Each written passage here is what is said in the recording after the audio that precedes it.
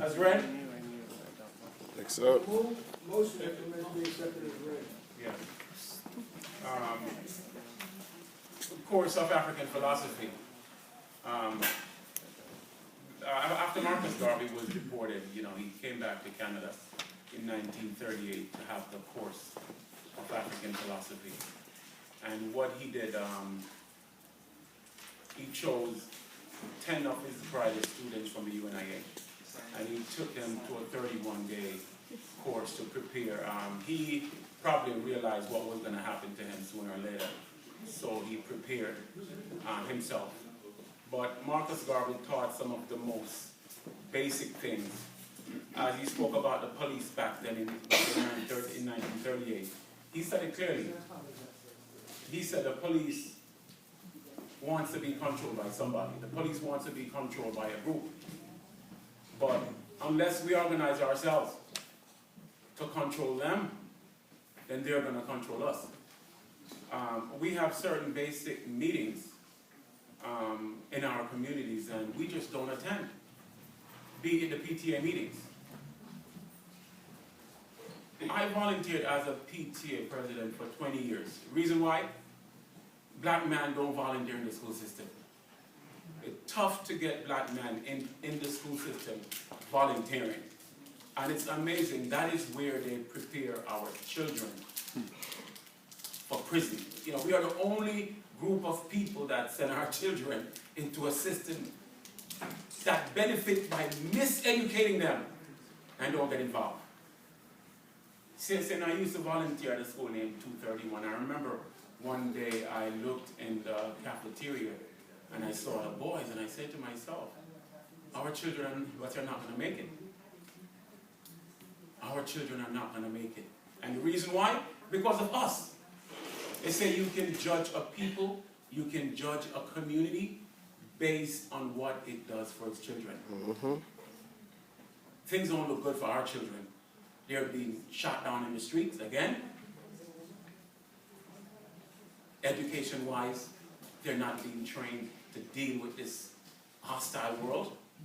So Marcus Garvey taught us some simple things in the course of African philosophy. He asked us to get involved. He said basically the police department needs to be controlled. They're waiting on us to direct them, but it's only when you have control of yourself, people will listen to you. Imagine if every one of us here should go to the police precinct meeting next time we're having it. Imagine how much they would listen to us if we're all saying the same thing.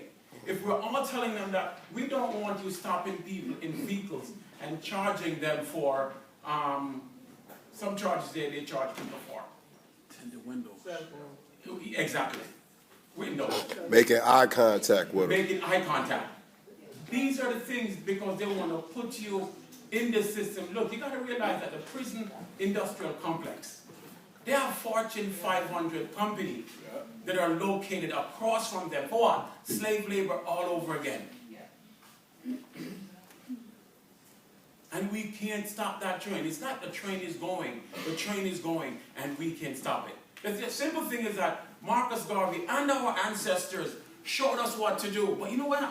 And please excuse me for saying this, but I'm saying the last couple of generations must be the laziest, most selfish generation of black people because our forefathers died for us. Marcus Garvey said it best. He said, men who are earnest are not afraid of consequences. That's right. If something is right, do it just because it's right. Marcus Garvey said, you think I didn't know what was going to happen to me when I chose to do what I did? When Marcus Garvey was in the courthouse and Marcus Garvey was getting the better of the DA, then the DA stood up and said, are you going to let the tiger go? Are you going to let the tiger go? Marcus Garvey said, you've got the tiger. However, the cubs are roaming. That's right. We're supposed to be those cubs. Garvey cubs Each on the and every move. one of you is supposed to be a cub. Where you want to leave your community better than you received it. But honestly, we got so psyched up into the system, we make a few dollars and we think that we're better than our brothers and sisters. And realize that the man really don't want us anyway. So brothers and sisters, it comes to us to sacrifice for something, to do something. It's amazing what we can do if we bring that. Sister Adrian, on membership, we'd like to hear from you. Okay, Rafi is going to speak on membership, and I'm going to speak on the Ghana book donation. Yes, come on up, please. So brothers and sisters, we're telling you, even if you belong to an organization, it's okay. The UNIA is the government, and we're seeking to address those problems, all of our problems. Come on up, sister. Thank you.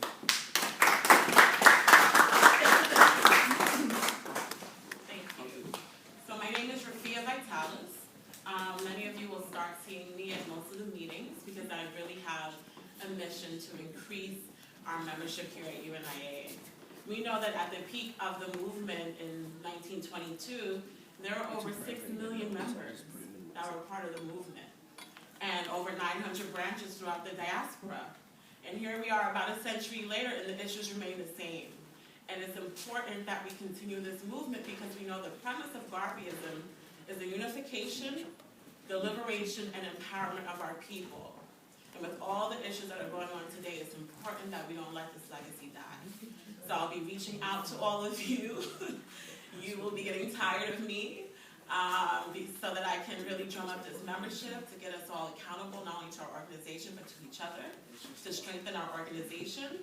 I'll also be asking some of you if you have referrals of other people I can reach out to so that we can really get our organization strong, not only in commitment, but also in numbers, because we know how powerful that is. That's right. So again, I'm Rafia. I'll be over here at the membership table. You'll see me at the Harlem meetings and at most of the Queens meetings as well. Okay? All right.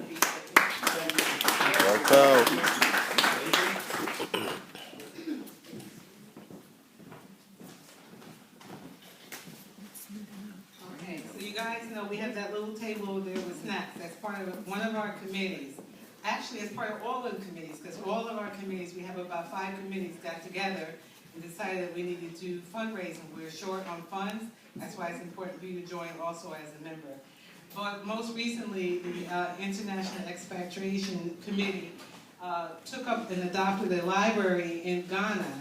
This is a library after the children were tested and tested very low, that someone offered her a living room in Ghana as a library. So they started a library. I was contacted and asked could we donate books. We were able to gather about 500 books, and we're trying to ship them over. We're asking anybody and everybody to donate anything you can in terms of dollars. We have a little container here. It could be $1, it could be 5, 10, 15, anything you want. We're trying to get all those books over there to Ghana as soon as possible. The other thing is, most of you got these little postcards. This is another program that we're working on, Shoes to Africa. We just shipped some shoes over to Liberia. Mike also took some over. We have my son who's going to Senegal in about 3 more weeks. He's going to take some shoes over. I'm going to Ghana in March. I'm going to take some shoes to them. We just asked them for slightly used adult men and women and some children's shoes. If you don't mind to donate them, you can bring them to the meetings. Okay? That's all I have to say. Thank you. The container's right here. Please donate. Help us get these books over there. You want to ask a question, sir? Yes, some of us don't have the card. Oh. Sister Adrian. I just want to let you know, we took a whole lot of shoes to Liberia. I went to Liberia in May, and we gave a whole lot of shoes and clothes, and we're collecting again because I want to go back to Liberia maybe in December. And anything you have to donate, clothes, shoes, please, please. The main event today was supposed to be a presentation by Brother Raymond. Okay, we ready. This brother has the best presentation of Garvey. I was going to tell him to forget about it because he knows it in his head. But since you got it, brother, come on up. Okay. Brother, we have the ancestors with us. They'll fix it. Come on up, Raymond. No, but I need to be here so they can see the. Oh, so you want this here? Yeah.